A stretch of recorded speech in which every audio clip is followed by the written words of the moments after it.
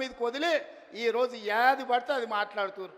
ఏమన్నా అర్థం పర్థం ఉందా? ఒక్కసారి ఆలోచన చేయండి మిత్రులారా. ఇంకా ఆ పక్కన లావు మనగాళ్ళు లడాయిపోతే వెనకాల ముగ్గురు నూకుడు మనగాళ్ళంట. ఆయన కిషన్ రెడ్డి అనటాన్ని ఇంకొక ఆయన ఉన్నాడు.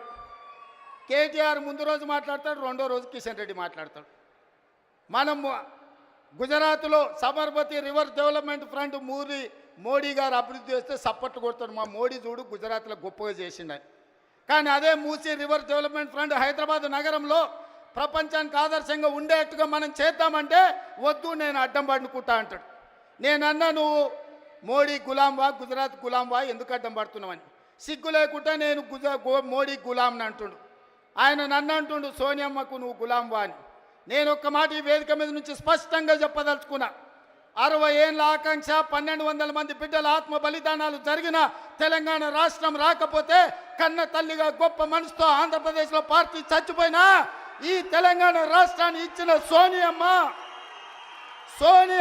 మా అమ్మ, సోనియమ్మ మా అమ్మ, మా 4 కోట్ల తెలంగాణ బిడ్డలకు కన్న తల్లి. ఆమెకు ఊడిగం కాదు, ఆమె కాళ్ళు గడిగి ఆ నీళ్లు నెత్తి మీద చల్లుకున్నా అది తక్కువనే అవుతుంది. కిషన్ రెడ్డి, ఇప్పటికైనా నీ పాపాలు కడుక్కోవడానికి రా. సోనియమ్మ కాళ్ళు గడిగి మన ఇద్దరం నెత్తి మీద చల్లుకుంటే మోడీకి ఊడిగం చేసినందుకు కొంతైనా నీకు ప్రక్షాళన జరుగుద్ది అంటున్నా. పార్లమెంటులో నిటారుగా నిలబడి ఈ దేశ ప్రధానమంత్రి నరేంద్ర మోడీ తెలంగాణ రాష్ట్రాన్ని సోనియమ్మ పార్లమెంటు తలుపులు బంద్ చేసి దుర్మార్గమైన పని చేసి తల్లిని చంపి పిల్లని బతికించింది. తెలంగాణ రాష్ట్ర ఏర్పాటునే అపహాస్యం చేసిన నరేంద్ర మోడీ తెలంగాణ ద్రోహి. అలాంటి తెలంగాణ ద్రోహికి నువ్వు బానిసవై గులామువై నువ్వు గుజరాత్ పోతే నువ్వు గుజరాత్ పోయి గార్దులను కాసుకో. కిషన్ రెడ్డి, ఈ తెలంగాణలో ఒక్క నిమిషం కూడా నీకు ఉండడానికి అర్హత లేదని నేను చెప్పదలుచుకున్నా.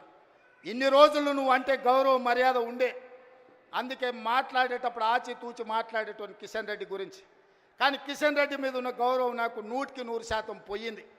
తెలంగాణ రాష్ట్ర ఏర్పాటునే వ్యతిరేకించి తెలంగాణ రాష్ట్ర పౌరుషాన్ని అవమానించిన నరేంద్ర మోడీకి నువ్వు గులాంగా మారినవంటే నువ్వు తెలంగాణ బతకడానికి అర్హత కోల్పోయినావు. కిషన్ రెడ్డి, తట్టపెట్ట జరుదుకొని నడువు గుజరాత్కు, నువ్వు ఆన్ని పోయి గులాంగిరి చేసుకో.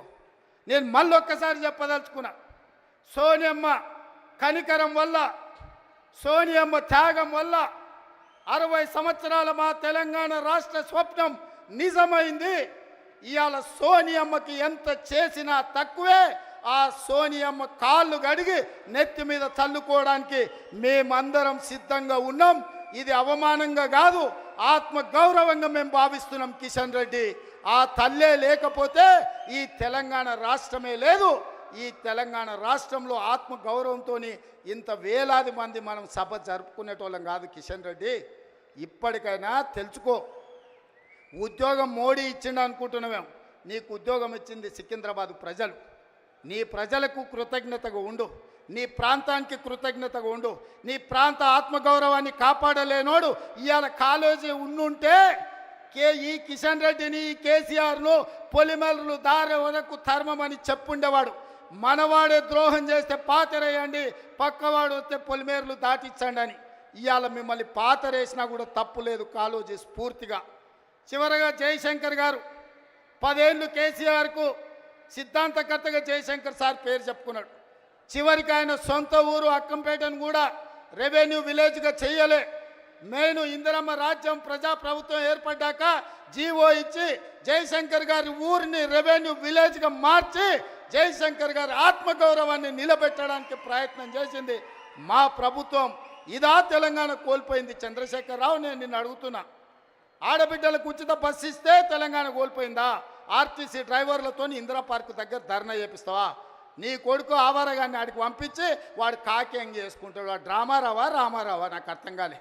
కాకింగ్ చేసుకొని ఆటోలో తిరుగుతా ఆయన ఆటో రాముడు అయిపోతాడంట. కొంచెమన్నా సిగ్గు ఉండాలనే తెలంగాణ సమాజం ఏమనుకుంటుందని. ఇంత సిగ్గుసేరని తప్పిపోతారా 10 నెలలకే? ఇట్లాంటి నేను ఎవరిని చూడలే. ఇవాళ అందుకే ఈ వేదిక మీద నుంచి మీరిచ్చిన ప్రభుత్వం